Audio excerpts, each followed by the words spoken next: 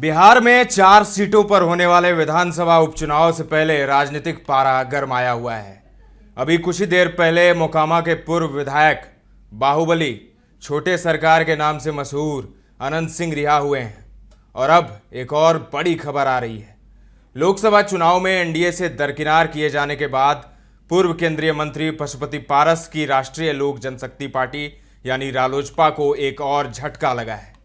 भोजपुर जिले की तरारी सीट से 4 बार विधायक रहे बाहुबली नेता सुनील पांडे भारतीय जनता पार्टी यानी बीजेपी में शामिल होने जा रहे हैं।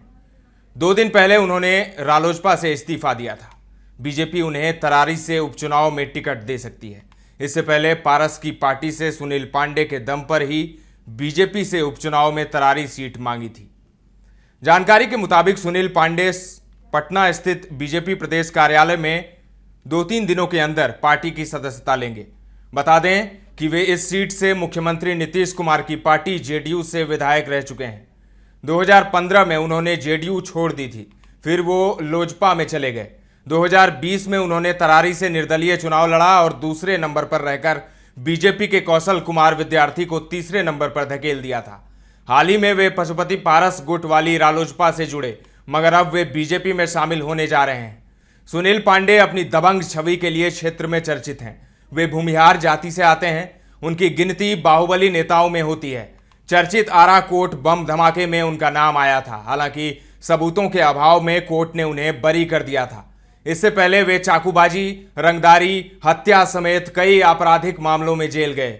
उनके गुट की रणवीर सेना के ब्रह्मेश्वर मुखिया से भी अदावत रही। यूपी के बाहुबली नेता मुख्तार अंसारी की हत्या के लिए उन्होंने लंबू सिंह नाम के अपराधी को 50 लाख रुपए की सुपारी तक दी थी। इस केस में वे कुछ महीने जेल में भी रहे। इसी लंबू सिंह को आरा कोट बम ब्लास्ट में फांसी की सजा सुनाई गई है। 2015 में हुए इस बम कांड में 2 लोगों की मौत हो गई थी। साल 2018 में बिहार के मुंगेर के मिर्जापुर बरदह गांव में जंगलों, नदी, कुओं, खेतों और नालों से 20 AK-47 राइफल बरामद हुई। इन बंदूकों के पार्ट्स भी मिले थे। पता चला कि ये AK-47 और उनके पार्ट्स जबलपुर ऑर्डिनेंस डिपो के थे, जिनकी स्मगलिंग करके वहां लाया गया था। चूंकि मामला AK-47 से जुड़ा था, इसीलिए जांच की कमान राष्ट्रीय जांच एजेंसी यानी NIA को सौंप दी गई। NIA ने जून 2019 को बिहार के कई शहरों में जांच के तहत ताबड़तोड़ छापेमारी की। इस छापेमारी के दौरान जो एक नाम सामने आया वो नाम था सुनील पांडे का। सुनील पांडे कुछ दिन पहले रामविलास पासवान की लोक जनशक्ति पार्टी के नेता थे। अब वो बीजेपी में शामिल होने वाले हैं। 3 बार विधायक रह चुके हैं, 2 बार जेडीयू से और 1 बार समता पार्टी से। भगवान महावीर पर PhD कर चुके हैं और नाम से आगे डॉक्टर भी लगाते हैं।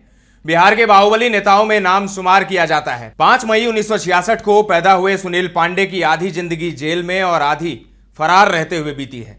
इतना ही नहीं, उत्तर प्रदेश के बाहुबली नेता मुख्तार अंसारी को मारने के लिए 50 लाख की सुपारी तक दे चुके हैं।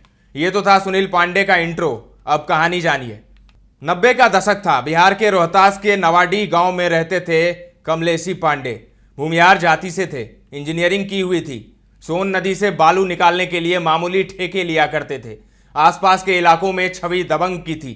कमलेशी पांडे के बेटे का नाम था नरेंद्र पांडे, जिन्हें लोग सुनील पांडे के नाम से भी जानते हैं। पिता चाहते थे कि बेटा भी पढ़ लिख कर इंजीनियर ही बन जाए, इसीलिए बेंगलुरु भेज दिया। लेकिन कहते हैं ना, किस्मत के आगे किसी की नहीं चलती। सुनील की कुछ दिनों बाद वहां एक लड़के से लड़ाई हो गई। इस दौरान सुनील ने उस लड़के को चाकू मार दिया। फिर क्या था, पढ़ाई लिखाई छोड़कर नवाडी वापस आ गए। जब पिता की छवि दबंग की थी तो बेटा पीछे कैसे रहता। उस वक्त रोहतास के आसपास के इलाकों में सिल्लू मियाँ का सिक्का चलता था। वह आरा का निवासी था और शहाबुद्दीन का करीबी था। सुनील की धीरे धीरे सिल्लू से दोस्ती हुई और बहुत जल्दी वो उसका राइट हैंड बन गया। कहा जाता है कि जुर्म की दुनिया की क्लास सुनील ने सिल्लू की पाठशाला में ही ली थी। लेकिन ऊपर उठने की चाह में सुनील की सिल्लू से दुश्मनी हो गई। एक दिन सिल्लू का मर्डर हो गया। नाम सुनील का आया, लेकिन सबूत ना होने के कारण केस दर्ज नहीं हुआ। इस तरह से बालू के ठेके पर सुनील का एक छत्र राज हो गया।